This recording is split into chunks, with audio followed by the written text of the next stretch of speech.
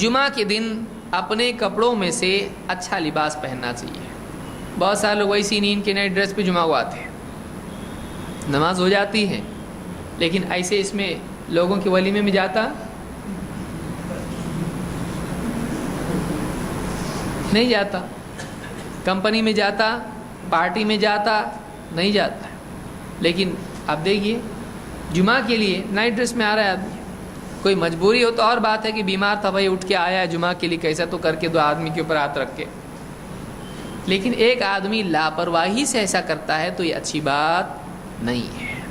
اس لیے کہ آپ نے دیکھا پچھلے درس میں جمعہ کے دن ان کو اللہ تعالیٰ ان کا حسن بڑھائے گا. کیوں؟ دنیا میں وہ اللہ کے لیے جمعہ کے دن خصوصی طور پر اپنے لیے اپنی زینت کو اختیار کر کے جاتا تھا. اچھا لباس پہنتا تھا, نہاتا دھوتا تھا اور عطر لگاتا تھا, مسواک کرتا تھا, پاک صاف ہو کے ایک دم اچھا بن کے جاتا.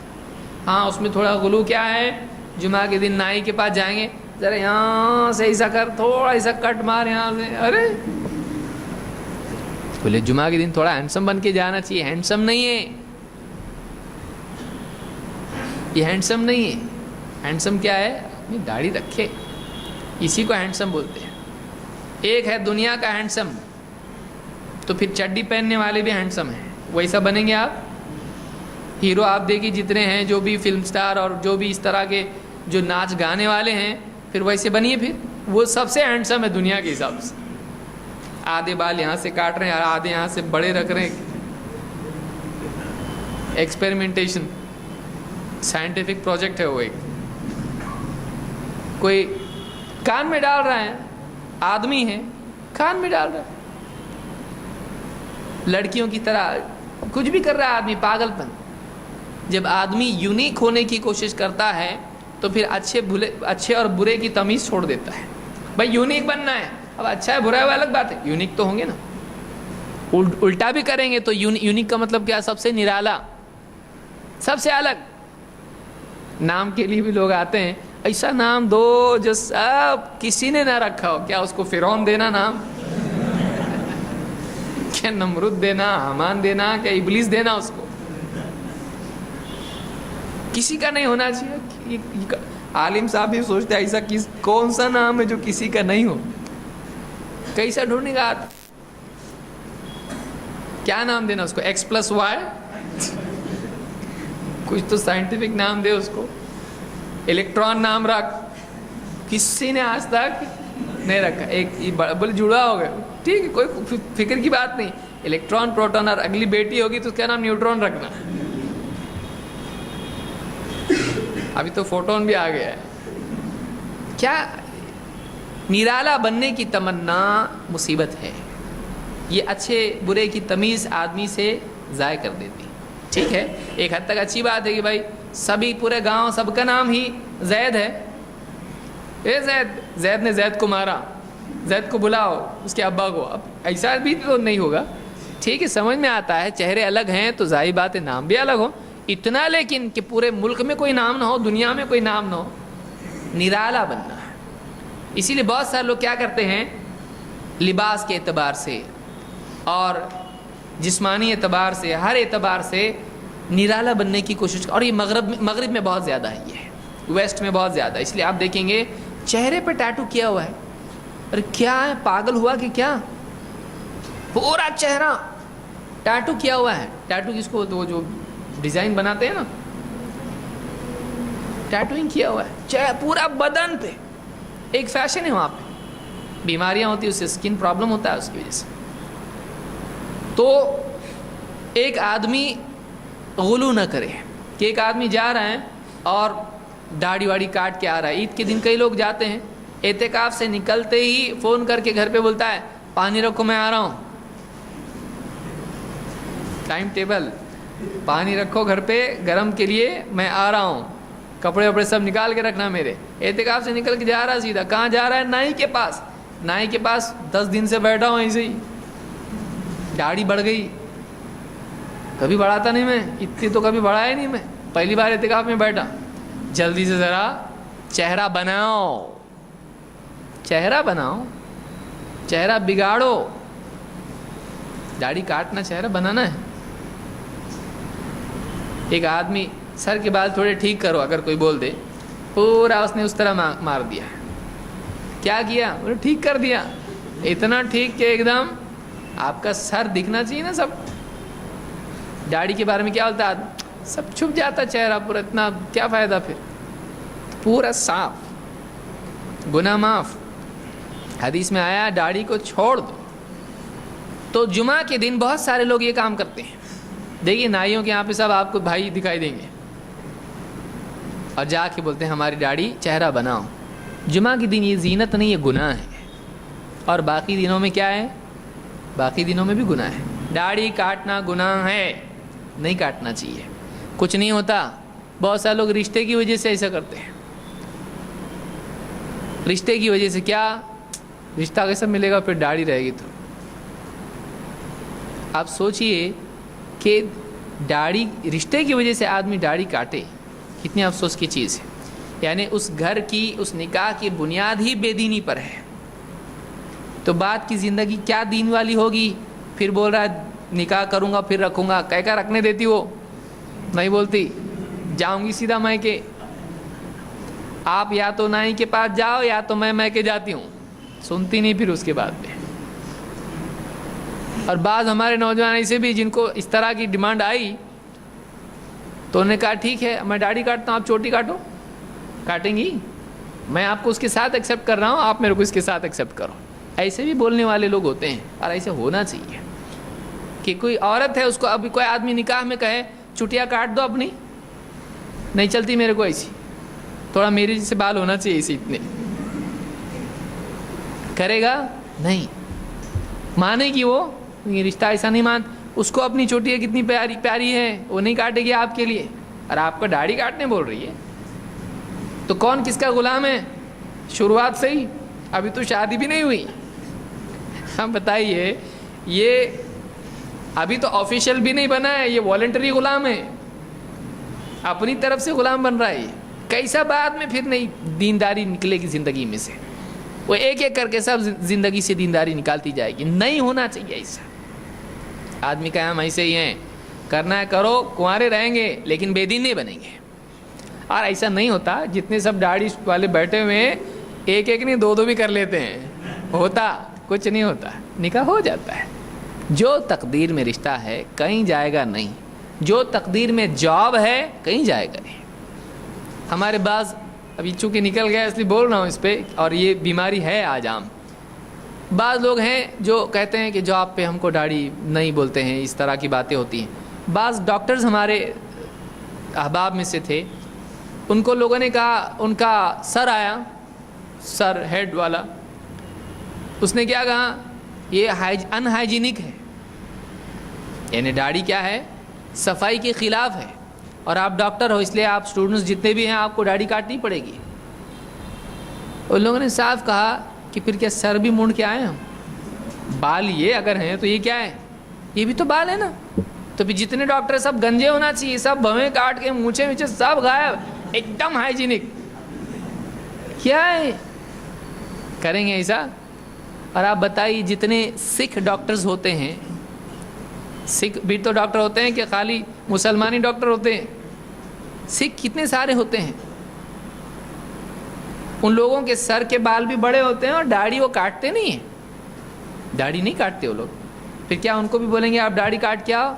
लोग क्या बोलते हैं, इनके इसमें तो दाढ़ी नहीं काटते ना। तो ये हमारा कसूर है कि हमने अपना इमेज ऐसा बनाया कि हमारे यहाँ काट भी सकते हैं। उन्होंने अपना इमेज ऐसा बनाया, सिखों ने, हमारे यहाँ दाढ़ी और बाल नहीं काटते हम लोग। अपने लिए एक मामला है, उनके दो दो हैं। बाल भी लंबे हैं, वो खोलेगा उसका फेटा एकदम, अरे क्या ये,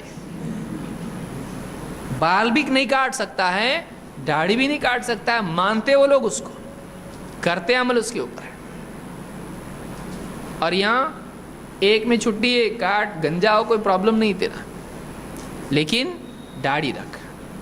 आप सोचिए कि उनकी भी दाढ़ी इतनी बड़ी हो जाती है लेकिन वो उसको किसी तरह करके ये करते हैं, काटते नहीं उसको, तो ये काट रहा है। तो उन्होंने कहा कि फिर उनका क्या करेंगे, हाइजीनिक नहीं है।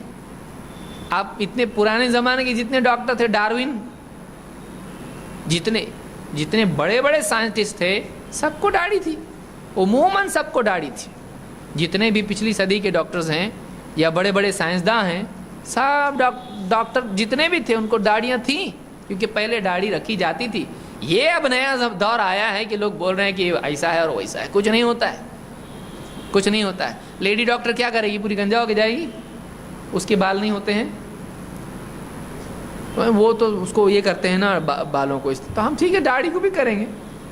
کیا مسئلہ ہے؟ آپ کو پرابلم ہے کچھ؟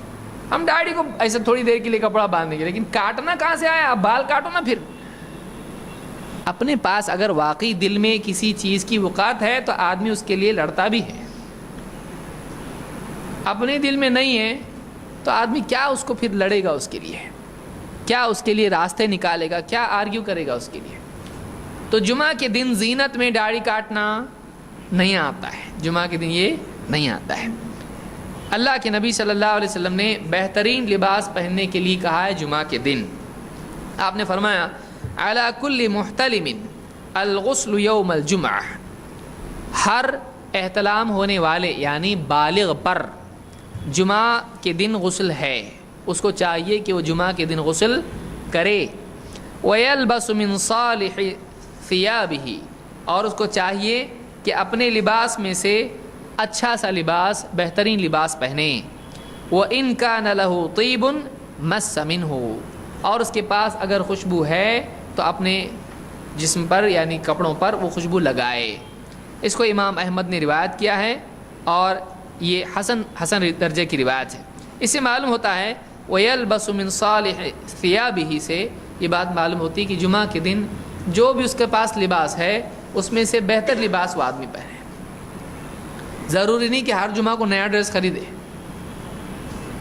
تنخواہ اس کی پوری اسی میں چلی جائے گی.